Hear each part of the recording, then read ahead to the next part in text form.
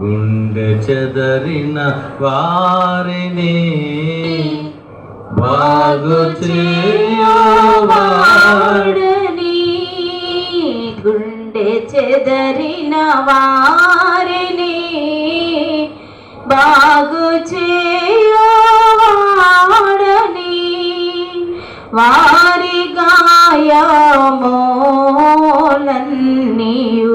కట్టుచున్నవాడని, దేవునికి స్తోత్రము గానము చేయుటయే మంచిది. మనమందరము స్తుతి గానము చేయుటయే మంచిది. దేవునికి మహిమ కలుగును గాక. నీ కొరకై నీవు ఏర్పరచుకున్న నరునికి తోడుగాను నీ బాహుబలము ఉండునుగాక. ప్రియమైన సోదరి సోదరా, నీ కొరకే నీవు ఏర్పరచుకుంటున్న నరునికి దేవుడు కొంతమందిని ఏర్పాటు చేసుకుంటారు. మనం ఏం చేస్తారు? పిలువబడిన వారు అనేక మంది, ఏర్పరిచిన వారు కొంతమందే. చాలా మంది వస్తారు మందిరానికి, కొంతమందిని ఏర్పాటు చేసుకుంటారు. చాలా మంది వస్తారు ప్రభా అని, చాలా మందిని పిలుచుకుంటాడు దేవుడు, కానీ ఏర్పరచుకున్న వారిని కొంతమందిని. ఆ ఏర్పరచుకున్న వారికి దేవుడు ఎలా ఉంటాడంటే తోడుగా ఉంటాడు, అలాగనే బాహుబలముగా ఉంటాడు, బలముగా ఉంటాడు. దేవుడు ఏర్పరచుకున్న వారు ఎలాంటి వారు అంటే, మనుషులు ఏర్పాట్లు వేరుగా ఉంటాయి. అర్థమైందండి? మనుషులు ఏర్పాట్లు వేరుగా ఉంటాయి, కానీ దేవుని ఏర్పాట్లు అలా ఉండవు. సాధారణంగా మనుషుల ఎన్నిక ఎలా ఉంటుంది? డాక్టర్ గారు ఉన్నాడు అనుకోండి, డాక్టర్నే మ్యారేజ్ చేసుకుంటాడు, అతను ఎన్నిక అలా ఉంటుంది, సమానం చూసుకుంటాడు. టీచర్నే వివాహం చేసుకుంటాడు, ఉన్నవాడినే చేసుకుంటాడు. ఇప్పుడు ఎన్నికల్లో ఎంత టికెట్ ఇవ్వాలంటే ఎలాంటి ఎన్నుకుంటాడు? డబ్బు ఉన్నవాళ్ళని, పేరున్న వాళ్ళని వాళ్ళకి టికెట్లు ఇస్తారు. అంటే మనుషులు ఎన్నిక. కానీ దేవుడు ఎన్నిక ఎలా ఉంటుంది? ఏర్పరిచిన వారు కొంతమందే, పిలువబడిన వారు అనేక మంది, ఏర్పరిచిన వారు కొంతమంది. ఏర్పరచుకున్న వాడికి దేవుడు ఏం చేస్తాడు? తోడుగా ఉంటాడట. ఇలా చూడాలి, నరుడికి తోడుగా ఉంటాడు. దేవుడు ఎవరికి తోడుగా ఉంటాడంటే ఏర్పరచుకున్నవారు. పిలువబడి అందరికి తోడుగా ఉండడం. ఎవరైతే ఏర్పరచుకున్నారో వారికి తోడుగా ఉంటాడు, వారికి బాహుబలంగా ఉంటాడండి. అది ఎవరిని ఏర్పరచుకుంటాడు దేవుడు? మనుషులు ఏర్పరచుకున్న వారు ఎలా ఉంటారు? సమజోడి చూసుకుంటారు. సంబంధంకి వెళ్ళామనుకోండి, ఉన్నవాడా లేనివాడా, అందం ఎన్నుకుంటాడు. అవుతుందండి? మనుషులు ఎన్నిక అలా ఉంటారు, కానీ దేవుడు ఎన్నిక ఎలా ఉంటుందో మనం చూద్దామా? మొదటి కొరింథీ పత్రిక 1వ అధ్యాయము 27 వచనం.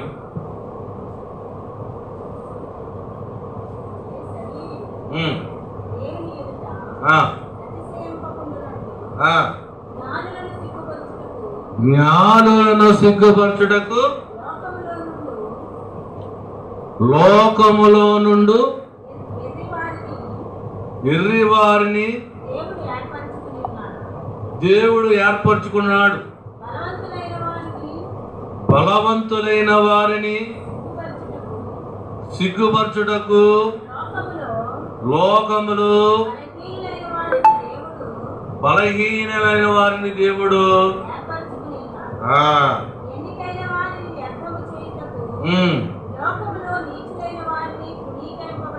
ఎవరిని ఎన్నుకుంటాడట? జ్ఞానం లేని వారిని ఎన్నుకుంటాడటండి. ఎందుకు ఎన్నుకుంటాడు జ్ఞానం లేని వాడిని? అమ్మా, జ్ఞానము లేని వాడు ఎందుకు అనుకుంటాడు?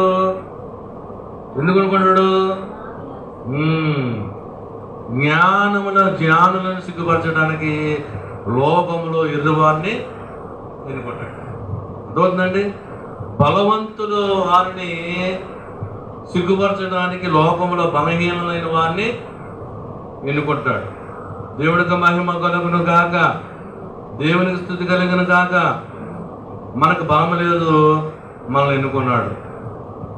ఎవరిని సిగ్గుపరచడానికి? బలవంతుల్ని సిగ్గుపరచడానికి. ప్రియమైన సోదరా, మరి త్వరగా మనం చెప్పుకుందాం. అయితే ఇక్కడ 40 లక్షల మందిని మోసే ఏం చేశాడు? నడిపిస్తుంటే అందులో కొంతమందిని ఎన్నుకున్నాడు దేవుడు. చాలా మందిని పిలుచుకున్నాడు, కానీ కొంతమందినే ఎన్నుకున్నాడు. ఇక్కడ నిర్గమకాండం 17వ అధ్యాయం 9వ వచనంలో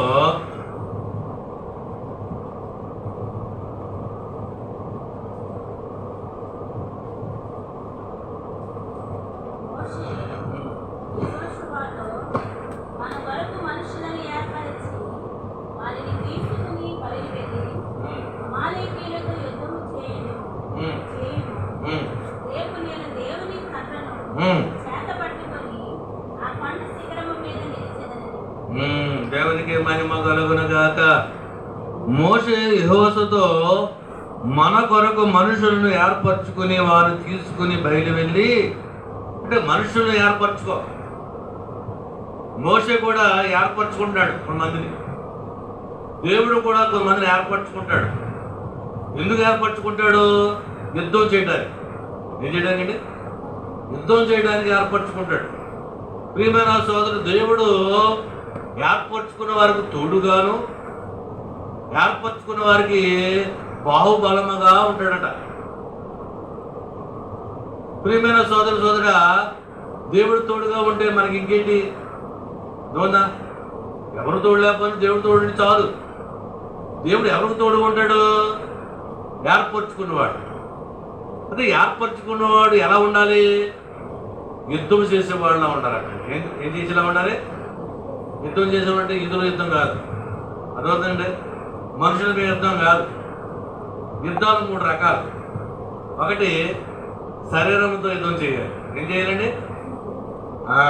ఒకటి శరీరంతో యుద్ధం. రెండోది లోకంతో యుద్ధం.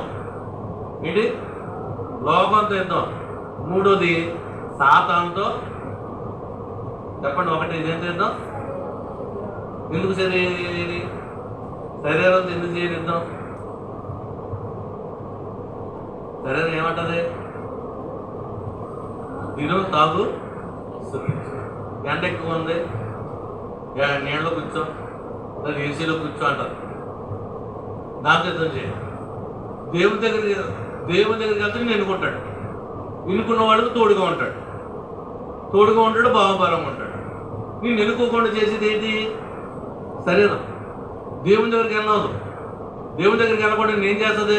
ఇంటికాడ కూర్చో, టీవీ చూడు, నేనుండు, ఎండ ఎందుకని నీ శరీరం అంటుంటుంది. నీ శరీరంతో పోరాడి నువ్వు దేవుని దగ్గర రావు. ఎవరిని ఎన్నుకుంటాడంటే శరీరాన్ని ఓడించే వాడిని ఎన్నుకుంటాడు దేవుడు.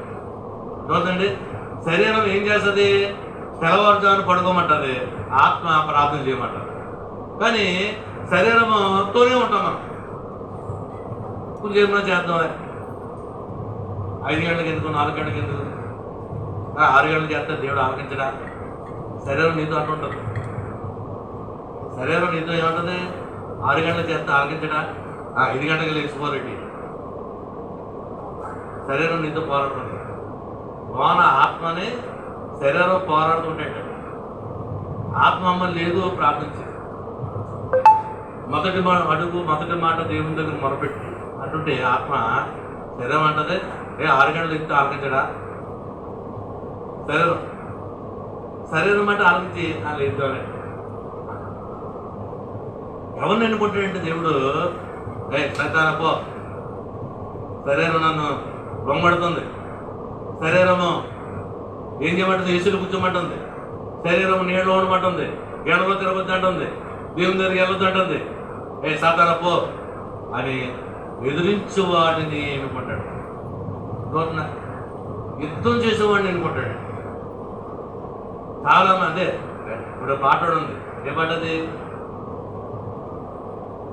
క్రైస్తవుండ కదలి రావయ్యా, కలుషాత్ములకు ఈ సిలువ శక్తిని చాటవేమయ్యా, క్రైస్తవుండా కదలి రావయ్యా, కలుషాత్ములకు ఈ సిలువ శక్తిని చాటవేమయ్యా. ఎండవానాలనియు జడిసి ఎంత కాలము మూలనొందువు, ఎండవానాలనియు జడిసి ఎంత కాలము మూలనొందువు, కండలను ప్రేమింతువేమన్నా, ఈ మంటి కండలు ఎంత పెంచిన మంటికేనన్నా. క్రైస్తవుండా కదలు రావయ్యా, ఎండవాళ్ళని గడిచిపోతాం ఎందుకు? మానవుడు మనిషి ఎండైనా రాడు, వర్షం రాడు. ఎండ రాలేదు, వర్షం ఎక్కువ వచ్చేసింది. వర్షం అంతా గుడికేసి రాలేవా? గుడికాడ ఒకవేళ పందరు లేకపోతే వర్షం అంతా ఆగిపోతావా?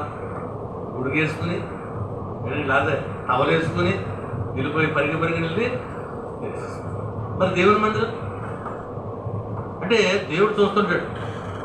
ఎవరిని ఏర్పాటు చేసుకుంటాడంటే ఎండైనా వానైనా సమయానికి దేవుని దగ్గర వెళ్ళినవాడిని ఎన్నుకుంటాడు. ఎన్నుకున్నవాడిని తో ఉంటాడు. ఎన్నుకున్నవాడికి బాహుబలంగా దేవునికి మహిమ కలుగునగాక. ఒకటి శరీరంతో పోరాడాలి, లోకంతో పోరాడాలి. ఏమంటది లోకం? ఏమంటది?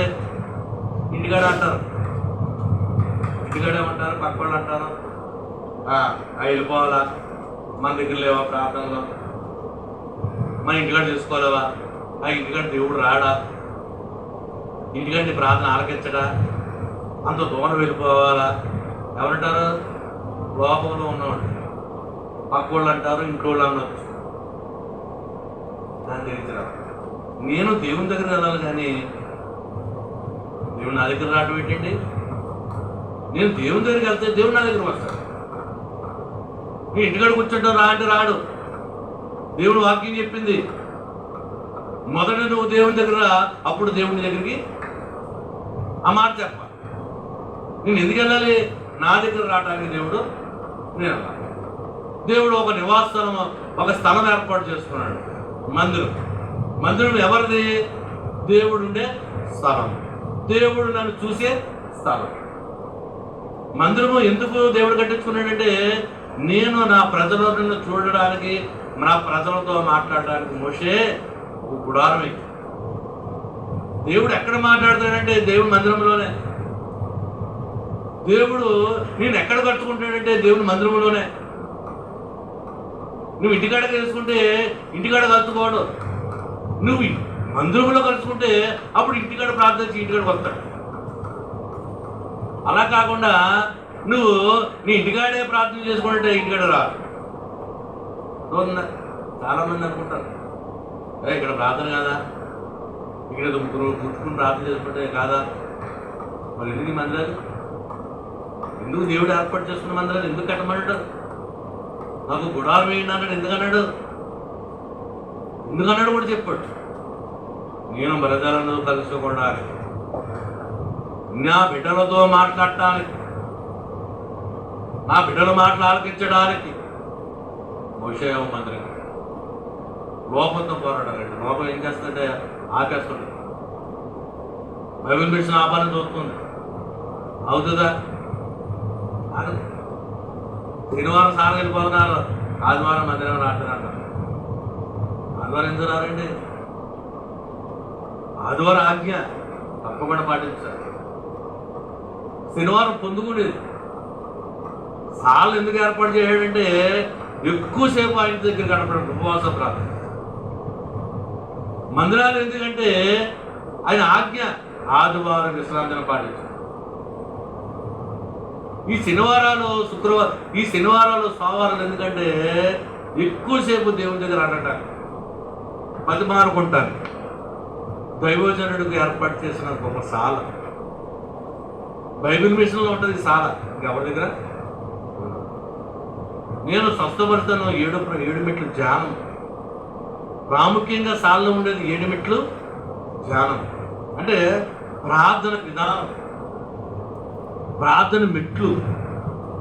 నువ్వు చేసే ప్రార్థన ఎలా ఉండాలో దైవజనుడికి చెప్పిన గొప్ప ప్రార్థన 7 మెట్లు ధ్యానం.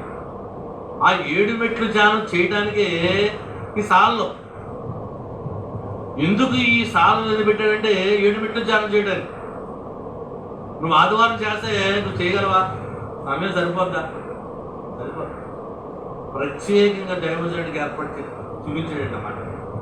ఓ దాసుడు, దేవదాసు, ప్రార్థన మెట్లు, ఒక ప్రార్థన విధానం ఇది. ఏంటయ్యా, నన్ను చూడు ఫస్ట్. నన్ను చూసిన తర్వాత నీ అపరాధాలు ఒప్పుకో, నీకు నాకు అడ్డు వస్తున్నాయి. నీకు సాయం చేయడానికి నీ పాపము, నీ శాపం నాకు అడ్డు వస్తుంది, నీ పాపం నేను తీసేస్తాను. ప్రార్థన విధానం ఇది. నన్ను చూడు, నీకు నాకు అడ్డు ఉన్నది, ఆ పాపం తీసేసుకో. తర్వాత తీర్మానం చేసుకో, మళ్ళీ పాపం జోలికి వెళ్ళాలి. తర్వాత సమర్పణ చేయి. దేవుడు ఒక ఒడంబికగా అడుగుతున్నాడు. తీర్మానం చేసిన తర్వాత సమర్పణ చేసుకో. తర్వాత స్తుతి చెప్పు నాకు. స్తుతి, నీ స్థితి మార్చేస్తాను అని దేవుడు చెప్పి 6వ మెట్లో నా కోసం, నీ కోసం నువ్వు అడుగు, నీకేం కావాలో. 7వ మెట్లో వచ్చినప్పుడు కనిపెట్టు, నీకు ఏం కావాలో కనిపెట్టు, దాన్ని ఎలా చేయాలనో. ఇది దైవజనుడికి చెప్పిన ప్రార్థన. ఈ ప్రార్థనలో ఉంటే, ఈ ప్రార్థన నేర్చుకుంటే మామూలుగా చేస్తే గంట అవుతుంది, చిన్నగా చేసేస్తా. బాగా చేయాలంటే గంట పడుతుంది, 2 hours. దేవుడు ఆ దిగొచ్చేస్తాడు. ఒక ప్రకాశం అంత వెలుగు కనబడుతుంది, ఒక అగ్గిళ్ళన్నీ తాగుతాడు, ఒక చల్లటి గాళ్ళన్నీ తాగుతాడు. ఎన్ని గంటలు చేస్తే 2 గంటలు. మనకు అవకాశం లేదు. యాక్చువల్గా 3:30 అయిపోతుంది, 4. కానీ మన వాళ్ళు 2 గంటలకే ఎంత స్పీడ్గా పరిగెట్టినా 2:30 అయిపోతుంది. 7 మెట్ల ధ్యానాన్ని ఎంత స్పీడ్గా పరిగెట్టినా 2:30 అయిపోతుంది, 3 అయిపోతుంది. ఏం నీళ్ళు కనిపెట్టుడే పావుగంట కనిపెట్టాలి. మౌనంగా పావుగంట ఉండగలవా? ఉంటే గొప్ప కార్యాలు చూస్తాం. ఆ పావుగంటలు కనిపెట్టడంలోనే గొప్ప కార్యాలు జరుగుతాయి. కానీ మనం చేయలేకపోతాం సమయాన్ని బట్టి. అలవాట్లేదు కదా, అలవాటు ఉన్నవాళ్ళు ఉంటారు, చాలా అనుభవం ఉన్నవాళ్ళు ధ్యానంలో వెళ్ళిపోవాలి. 7 మెట్లు ధ్యానం చేస్తాయి, గొప్ప కార్యాలు చేస్తాయి. ఆ ధ్యానం ఉంది కదా. నేను దేవుడు అడుగుతున్నాను, సమయం ప్రభావ అలాంటి సమయం మాకు వచ్చే కనీసం 2 hours ఉండాలి ధ్యానం. 7 మెట్ల ధ్యానము 2 hours ఉండాలి. అది ఎప్పుడు నేను చేస్తావు అంటే ప్రజలు ఓపిక ఉండాలి కదా. నేను చేస్తాను, నేను ఉంటాను, మీరు ఉండాలి కదా. మీకుండే ఓపిక దేవుడు మీకు ఉండాలని ఆశ కలిగించాలి. అప్పుడే కార్యాలు పొందుకుంటాం. అవుతుందండి, దేవుడికి మహిమ కలుగురు కాదు. పొందుకుంటాం ఇంకా డీప్గా, అంటే ఆ భక్తులకు వెళ్ళిపోతాం. దేవుడు మంచిగా సంచరిస్తూ, పరిశుద్ధాత్మతో ప్రచురిస్తూ, మనతో మాట్లాడిస్తూ, మనం ఏం మాట్లాడాలో ఏడుస్తూ, కన్నీళ్ళు పాడుతూ మనం చక్కగా దేవుని ప్రార్థన. దేవుడికి మహిమ కలుగును గాక. 3వది, సాతానుతో పోరాడాలి. ఏం పోరాడాలి? సాతాను ఎప్పుడు కూడా ఏమంటాడు? అబద్ధికులకు జరుగుడు. సాతాను ఎప్పుడు కూడా మనకి ఏమేస్తాడు? బాణాలు వేస్తూనే ఉంటాడు. సాతాన్నే జయించాలి. ప్రియమైన సోదరి సోదరుడా, మనము నీవు పోరాడాలి. ఎప్పటి వరకు పోరాడాలి? ఈ పోరాటం ఎవరిని ఏర్పరచుకుంటాడు దేవుడు? పోరాడేవాడిని. ఎవరితో పోరాడాలి మనం? చెప్పండి. ఒకటి, ఎవరితో పోరాడాలి? శరీరంతో పోరాడాలి. 2, లోకంతో పోరాడాలి. 3, సాతానుతో. ఎప్పటి వరకు పోరాడాలి? నీ ప్రాణం ఉన్నంత వరకు. ఎప్పుడు పోరాడుతూనే ఉంటారు. ఎప్పటికప్పుడు నీ మీద జరుగుతూనే ఉంటారు. ఏంటండి? ఎప్పుడు కూడా పోరాడుతూనే ఉంటారు. ఎప్పటి వరకు పోరాడాలంటే రాకడ వచ్చే వరకు పోరాడు. నీ ప్రాణం పోయే వరకు ఈ పోరాడుతూనే ఉండాలి. మొదటి పేతురు 2వ అధ్యాయం 11వ వచనం.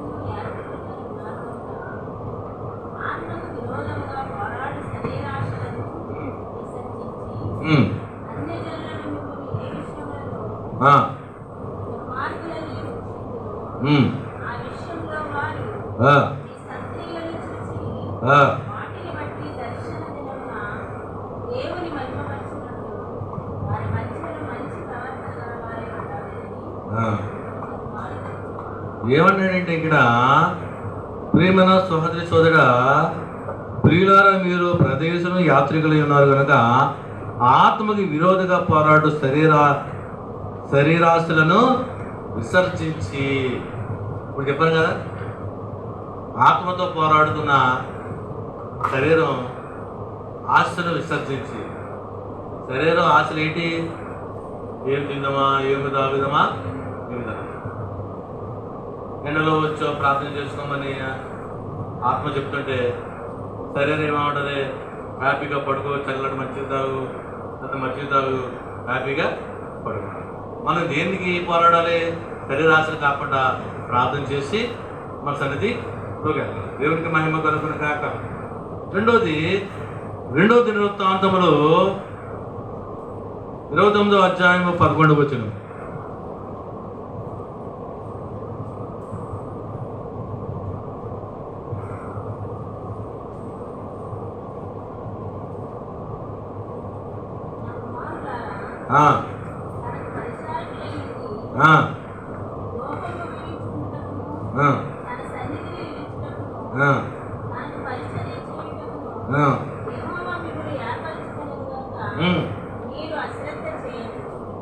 ఎలా చూడాలి? రెండోది, దేవుడు ఏమన్నాడు? ఏర్పరచుకున్న వారికి నేనేం చేయమంటున్నాడు? బలముగాను తోడుగాను ఏర్పరచుకున్న వారికి నేను బాహుబలముగా ఉంటానంటాడు. ఏర్పరచుకున్నవారు ఎలా ఉంటారంట? పోరాడేవారిగా ఉంటారు. ఏది పోరాడేవారు? యుద్ధాలు చేసేవారుగా ఉంటారంట. రెండోది, దేవుని పరిచర్య చేసేవారు ఉంటారంట. దేవుని ఏర్పాటు చేసుకుని ఎలా ఉంటారు? దేవుని పరిచర్య చేస్తారంట. దేవునికి మహిమ కలుగును కాక. కోపం ఏమిటకును, సన్నిధులు నిలిచేటకును, నువ్వేం చేయాలి? పరిచర్య చేయటకును యెహోవాను సన్నిధిలో నిలబడటానికి. అవునండి. ఆదివారం మందిరం అయితే నువ్వు బీచ్లను తినడానికి కాదు. ఆదివారం మందిరం అయితే ఫంక్షన్లకి వెళ్తాను కాదు. ఆదివారం నువ్వు మందిరంలో నిలుచుంటకు, ఆదివారం సన్నిధిలో నువ్వు పరిచయం చేయటకును నేను ఏర్పరచుకున్నవారు ఎలా ఉంటారు తెలుసా? పోరాడేవారుగా ఉంటారు. ఏర్పరచుకున్నవారు ఎలా ఉంటారు తెలుసా? సాపలు వేసేస్తారు, మడతెట్టేస్తారు, ఇదండి కుర్చీలు సర్దేసుకుంటారు. పరిచయం చేసేవారు. ఎవరు ఏర్పరచుకుంటాడు దేవుడు అంటే? పరిచయం చేసుకున్నాడు. ఎవరు ఏర్పరచుకుంటారంటే దేవుడి సన్నిధిలో నిలబడినవాడు, దేవుని మందిరంలోకి వెళ్ళేవాడు. చాలామంది పక్కనే స్తుతికోవడం జరుగుతుంటే, లేకపోతే సువార్త జరుగుతుంటే, సభలు జరుగుతుంటే వెళ్తాం. మన ఇంటి దగ్గరలోనే గ్రౌండ్లో. అది మన కాదండి, ఆయన దేవుడు ఏర్పరచుకున్నాడు, పిలుచుకున్నాడు. పిలుచుకున్నారు అనేక మంది, ఏర్పరచుకున్నవారు అందరే. సభలు జరుగుతుంటాయి, ఇంట్లో కూర్చుంటారు తప్ప సభల్లోకి. ఏర్పరచుకున్నవారు అంతా ఎలా ఉంటుంది?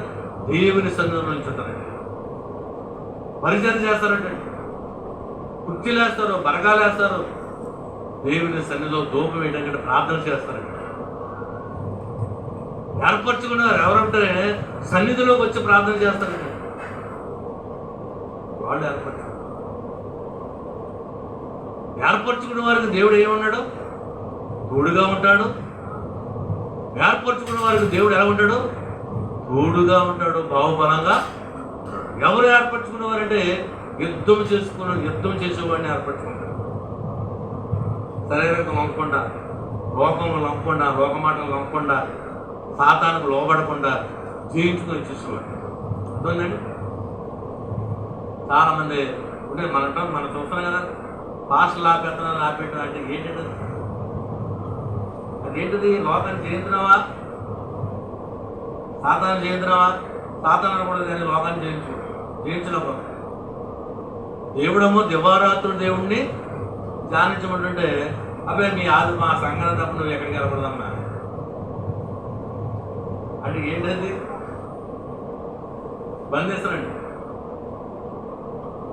అంటే నిన్ను ఏర్పరచుకుని జనంగా నిన్ను ఏర్పరచింది తీర్చదు దేవుడు. పిలుచుకునేలాగా మార్చుకున్నాడు తప్ప ఏర్పరచుకునేదా నీకు మార్చు. ఎటువంటి చాలా మంది ఏమంటారు భాషలో, అది వెళ్ళకూడదు అలాగా. అదే వెళ్ళేదా వాక్యం, నీకు వెళ్ళేవా ప్రార్థనలో? బుధవారం ఉంది, శుక్రవారం ఉంది, నీకు ఏం రోడ్డు నీకు? వీడు చేసుకో. నయమని కూడా అలా అన్నాడు. ఏమన్నాడు? మా ఊళ్ళో లేవు నదులు, ఎక్కడ చేసుకోమంటే వ్యవసాయ రంగులు మాట్లాడే దేవుడు ఏర్పరిచాడు. ముళ్ళకి వచ్చేదా నయమని అనుకుని మా ఊళ్ళో ముడుగుతూనే వెళ్ళిపోతున్నాడు. అది అవుతుంది పని. ఇల్లు వ్యవసాయ నదులు 7 సార్లు ములుగు అన్నాడు. నువ్వు అక్కడ అవుతూనే అవుతుంది. దేవుడు కొంతమంది కొన్ని స్థలాలు ఏర్పాటు చేసుకుంటాడు. ఆ స్థలంలోకి వెళ్ళి మురుగుతేనే నీ కార్యం జరుగుతుంది. లేదు మా మందిరంలో 7 వారాలు చేస్తానంటే నీకు అక్కడ అవ్వదు పని. ఇంకేమవుతుందంటే నయమోనికి చేసినట్టుగా ఉంటుంది. నువ్వు మా ఊళ్ళో లేవా నదులు? మా ఊళ్ళో కూడా, మా దేశంలో కూడా ఇంతకంటే విస్తారమైన నదులు ఉన్నాయి. అక్కడ మొదలలేనా, ఇక్కడికి వచ్చే మొదలాడా అన్నాడు. పాపం చేస్తే అన్నాడు. గుర్రందరూ కూడా అన్నాడు. బాబు ఆట ఆలోచిస్తే ఏమైపోతుందండి? దైవజనుడు చెప్పాడు, మీ ఊళ్ళో నదుల్లో మురుగని చెప్పొచ్చు లేదు, మురగమనలేదు. అక్కడ ఇక్కడ ఇల్లు మురుగమన్నాడు. ఏమైంది? రాజా తగ్గించుకోవద్దు అంటే ఆలోచించాడు. వెళ్ళాడు. 7వ సారి 7 సార్లు మునిగాడు. 7వ సారి ఏమైంది? పసి పిల్ల దేహముగా వచ్చేసిందండి. కుష్టి వ్యాధిపోయి, ఏమైపోయి అంటే ఎగ్జాంపుల్ చెప్తున్నా. ఇక్కడ చాలామంది మా ఊళ్ళో లేవా ప్రార్థనలు? ఉన్నాయి. ఏర్పరచుకుంది ఒక స్థలం ఉంది, దేవుడు ఏర్పాటు చేసే ఒక స్థలం ఉంది. అందులో మునుగుతేనే నీకు కార్యం అవుతుంది. ఉత్తరే కట్టించుకున్నాడు దేవుడు ఇసేలో. ఈ ఊరి సేవ ఎందుకు కట్టించుకున్నాడు దేవుడు? కార్యాలు చేయడానికి. ఎందుకు ఈ స్థలం మునిపించుకున్నాడు? రంగంపేట మండలానికి ఒక కార్యం చేయడానికి. ఒక యోర్దాన్ అనేది ఒక బెత్తస్తో కోనేరుగా దేవుడు ఏర్పడ్డాడు. కోనేరు చాలా ఉన్నాయి ఆ దేశంలో. బెత్తస్తో కోనేరులో ఎందుకు దూత వచ్చి దిగుతుంది? దేవుడు ఏర్పాటు చేశాడు. ఆ బెత్తస్తో కోనేరు దేవుడు ఏర్పాటు చేసుకున్నాడు కాబట్టి దూతను పంపించి అక్కడ ఆ నీళ్ళు ఏం చేసేవాడు? దేవుడికి మహిమ కలుగునుగా. నీకు అర్థమవుతుందా ఎందుకు ఈ స్థలాన్ని దగ్గర రావాలో? ఎందుకు స్థలాన్ని ఏర్పడుతుంది? దేవుడికి మహిమ కలుగునుగా. మనం ఎందుకు ఏర్పరచుకున్నాడంటే మన పరిచర్య చేయడానికి. అలాగనే మూడోది లూకాసు వార్త 18వ అధ్యాయము 7వ వచనం.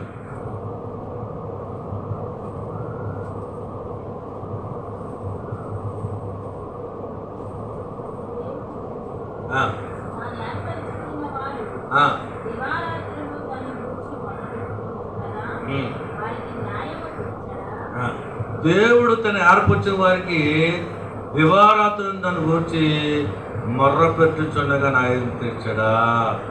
దేవునికి మహిమ కలుగునగాక. ఏర్పరిచిన వారు ఎలా ఉంటారు తెలుసండి? రెండు పనులు చేస్తారండి. ఎన్ని పనులు? 2 పనులు. దివారాత్రుల్లో మొర పెడతారంట. అదే దివారాత్రులు దేవుడి వాక్యాన్ని ధ్యానిస్తారంట. దివారాత్రులు దేవుడి వాక్యాన్ని ధ్యానించేవారు దేవుడు ఏర్పరచుకునేవాడు. దివారాత్రులు మొరపెట్టేవాడు. అంటే రోజుకి 3 పూటలు మొరపెట్టేవాడు దేవుడు ఏర్పరచు. దివారాత్రులు మొరపెట్టేవాడికి నేను న్యాయం తీర్చడా దేవుడు? ఏర్పరచుకున్న వాడికి ఎందుకు తీర్చడు? తోడుగా ఉంటాడు. ఎందుకు తీర్చడు? దివారాత్రులు దేవుడు ధ్యానించేవాడు తీర్చడా దేవుడు? తీరుస్తాడు. అక్కడ న్యాయాధిపతి కథ చెప్పాడు. అక్కడ లూకాసు వార్త 16 వచ్చాడు. చూడండి, ఒక అన్యాయబద్ధమైన న్యాయాధిపతి ఉంటే, న్యాయం కావాలని ఒక స్త్రీ వెళ్తుంటే, ఒక వృద్ధాప్యురాలను ఒక విధవరాలు వెళ్తుంటే, అతనే న్యాయం తీర్చనుడు, అన్యాయస్తుడు. పదే వెళ్తుంటే అన్యాయస్తుడే న్యాయం తీర్చాలని అనుకున్నాడంట. రోజు మీకు ఒక అన్యాయస్తుడు ఉన్నాడండి రాయవరంలో, తండ్రిలో అన్యాయం చేస్తాడు, న్యాయం తీర్చాడు. అతని దగ్గరికి వెళ్ళి ఒక ఆవిడ న్యాయం తీర్చమని అడుగుతుంది. ఒకసారి కాదు, పదే అడుగుతుందట. పదే అడుగుతుంటే అన్యాయం తీర్చే ఆ న్యాయాధిపతి న్యాయం తీయడానికి రెడీ అయిపోతాడు. అంటే పదే వారం రూపాయలు బాబు పదే అడుగుతుంది, అప్మానం అడుగుతుంది, వీడికి న్యాయం. అప్పుడు అన్నాడు యేసయ్య, నిత్యము నీ కోసం ఎదురు చూస్తున్నాను. నీ న్యాయాధిపతిని, న్యాయం గల దేవుణ్ణి, నాకు మొరపెడితే నీ న్యాయం తీర్చనా?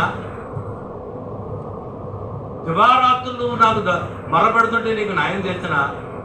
లోకంలో ఉన్న అయినా అన్యాయస్తుడే న్యాయం తీస్తుంటే, లోకంలో ఉన్నవాడు అన్యాయస్తుడే న్యాయం తీస్తుంటే, లోకాన్ని పుట్టించినోడిని, లోకాన్ని జయించినోడిని, నీ న్యాయస్తుడిని, నీ మొర నేను ఆలకించి న్యాయం తీస్తున్నా అని దేవుడు ఒక క్వశ్చన్ మార్క్ ఏంటంటే అయిందండి దేవుడు వారి. నీకు అర్థమైందా? అర్థమైందమ్మా? పదే అడుగుతుంటే, ఒక అన్యాయస్తుడే న్యాయం తీర్చేస్తుంటే పదే అడుగుతున్నాయి, నీ పని నేను చేయనా? ఎందుకు 7 వారాల ప్రార్థనలు అంటే, 7 వారాల ప్రార్థన కూడా అదే ప్రార్థన. నీ కానీ అయ్యే వరకు నాకు ఇల్లు కట్టించు తండ్రి. 7 వారాలు అదే పని. దేవుడు అన్నాడు, పదే నా మొరపెడుతున్నా న్యాయం చేస్తున్నా, నీ కార్యం చేయనా? ఒకసారి ఆలోచించండి. మనకు ఒక ప్రశ్న. ఇప్పుడు డేవిడ్ రేస్ గారు ఉన్నారు, ఒక పని మీద వచ్చాడు, అదే పని మీద 7 వారాలు చేస్తే ఎందుకు చేస్తాడు న్యాయం? తప్పకుండా న్యాయం చేస్తాడు. అదే పని మీద నువ్వు ప్రార్థన చేయి.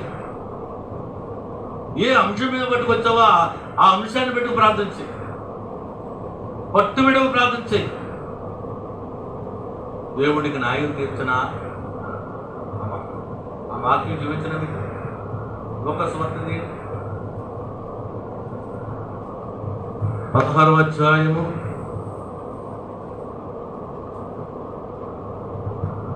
1 నుంచి 2 వచ్చే కదా.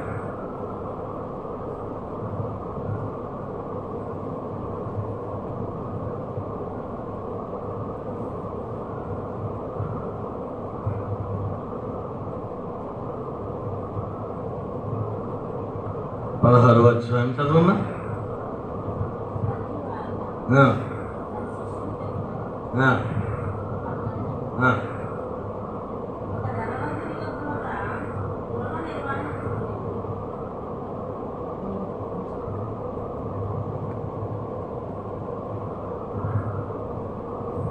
18 చూడండి.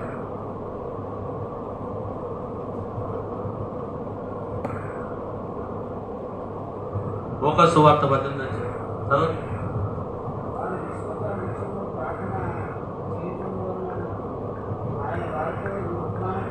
ఆ, ఆ, ఆ, ఆ, ఆ,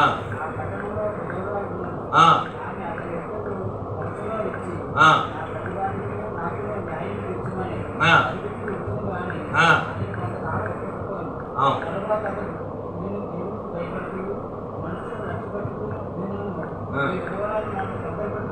ఆ,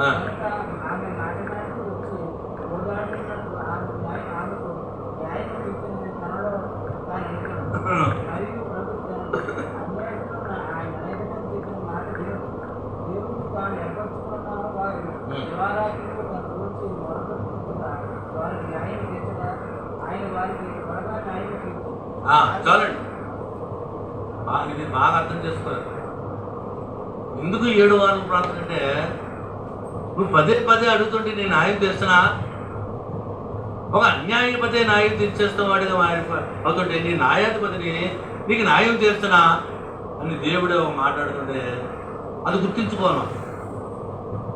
7 వారాలు వస్తున్నావు, 7 వారాలు ఒకే అంశం పెట్టి ప్రార్థించు, దేవుడు తప్పకుండా న్యాయం చేస్తాడు. ఉదయకాలం నువ్వు ప్రార్థన చేసిన అదే ప్రార్థించు, రాత్రి పడుకున్నప్పుడు నువ్వు అదే ప్రార్థించు. ఏ ప్రార్థన? నీకేం కావాలో సాలో ప్రార్థించే, నువ్వు ఉదయం ప్రార్థించే, రాత్రి పడుకున్నప్పుడు నేను న్యాయం చేస్తున్నా, దివారాత్రులు నాకు మొరపెడితే నేను న్యాయం చేస్తున్నా, తప్పకుండా తీరుస్తాను అని దేవుడు అక్కడ సమాధానం కూడా ఇస్తున్నాడు. దేవునికి మహిమ కలుగును గాక, దేవునికి స్తుతి కలుగును గాక. అలాగనే చివరిది ఎఫెసీయులకు రాసిన పత్రిక 1వ అధ్యాయం 6వ వచనం.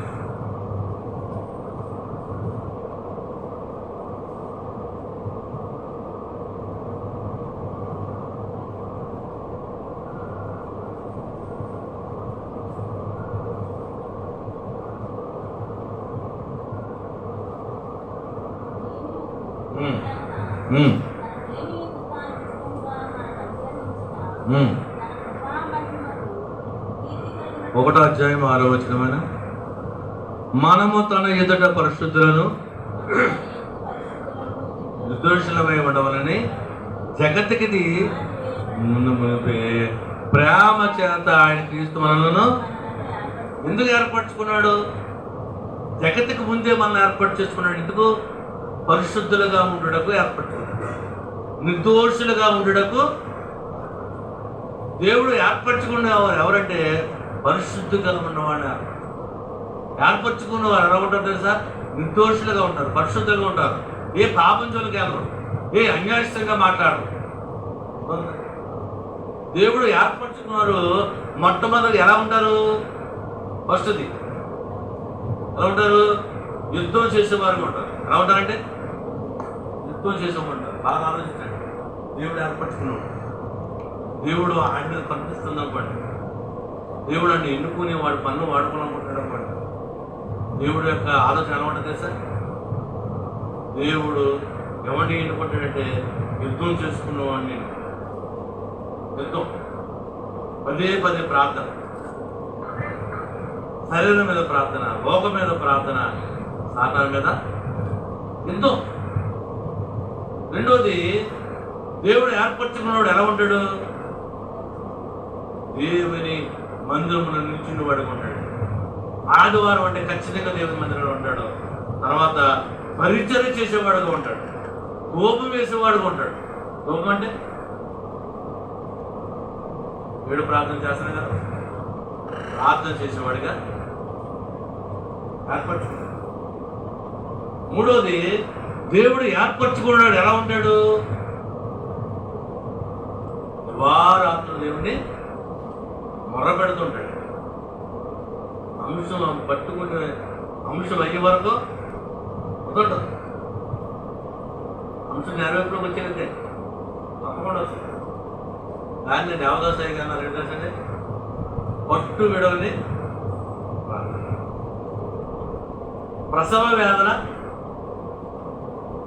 పట్టు విడవని ప్రార్థన అంటే యాదవ్ నేను దీవిస్తాను కానీ దీవిస్తాను ప్రార్థనతో పోరాడు దీవించాం కదా. ప్రసవ వేదన ప్రసవం అయ్యే వరకు వేదన అలాగే ఉంటుంది. ఆ వేదన ఎప్పుడు పోతే డెలివరీ అయిపోతేనే. అంటే నీ ప్రార్థన కూడా నెరవేర్పు వచ్చే వరకు ఆ ప్రార్థన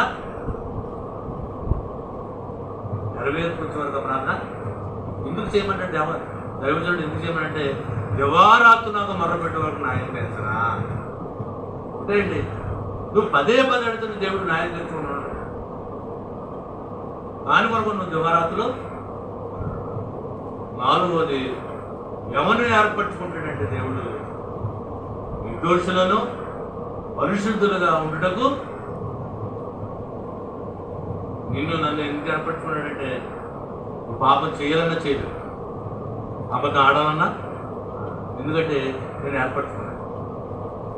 ఒక తప్పు చేయాలని నిజం చేయమంతా గద్దెంపు వస్తుంది, చేయలేదు. దేవుడు ఏర్పరచుకున్న వారు తప్పు చేయలేదండి. దేవుడు ఏర్పరచుకున్నవాడు యుద్ధం చేయకుండా ఉన్నాడండి. రూమంటు ఏదైనా సాధించాలి. అది ఆపెడితేనే ఆప్తుల సంసాధించాలి. వెనకం చేయడు. ఏర్పరచుకున్న వాడు అడ్డంకులు వస్తాయండి. వ్యాపారంలో అడ్డు వస్తాయి, ఇంట్లో అడ్డు వస్తుంటాయి. దాని ముందుకి ఎత్తుకు పై ఎత్తేస్తాం. పౌలు గారిలాగా పాము వలె వేగముగాను పావురం వలె నిస్సకపడముగా ఉండటకు ఆ ఎత్తుకు పై ఎత్తేసుకుంటూ పాము ఏం చేస్తుంది, దొరుకుతుంది తప్పకే అండి. పాము కనబడితే పట్టణమా మనం చాలా వివేకంగా తప్పించేసుకుంటాం. అందుకని పౌరు గారు కూడా మనం పోరాడాలి. ఆ పోరాటంలో పామురం వలె వేగముగాను పామురం వలె నిష్కపటముగా మనం ఏం చేయాలి, తప్పించుకోవాలి. దేవునికి మహిమ కలుగును గాక. ఏమైనా 4 విషయాలు చెప్పాలి. 4 విషయాలు. దేవుడు నిన్ను ఏర్పరచుకుంటే భగవాన్ దేవుడు ఈ ప్రార్థనలు ఏమనాలి, నన్ను ఏర్పరచుకో. నేను పిలవబడిన నన్ను కాదు తండ్రి, నన్ను ఏర్పరచుకో. నువ్వు నన్ను ఏర్పరచుకుంటే నువ్వు నాకు తోడుగా ఉంటావు. నీ బాహుబలం నాకు తోడుగా. అయ్యా నన్ను ఏర్పరచుకుంటే నేను యుద్ధం చేస్తాను తండ్రి, యుద్ధం చేస్తాను, పోరాడతాను, శరీరంతో పోరాడతాను, ఉపవాసం ఉంటాను. వారానికి రోజు ఉపవాసం ఉంటాను. ఆ శరీరాన్ని అనకొట్టుకుంటాను. శనివారం అంటే ఏంటి? ఉపవాసం అంటే ఏంటి? మారేటివే చేస్తాను అదే దిగులు మారేటివే ఉపవాసం అంటే. ఉపవాసం అంటే నువ్వు అన్నానండి ఏదో అనుకుంటాం. ఉపవాసం అంటే ఏంటి? ఇప్పుడు మారేటివే వింటున్నారు కదా మనం బదులు.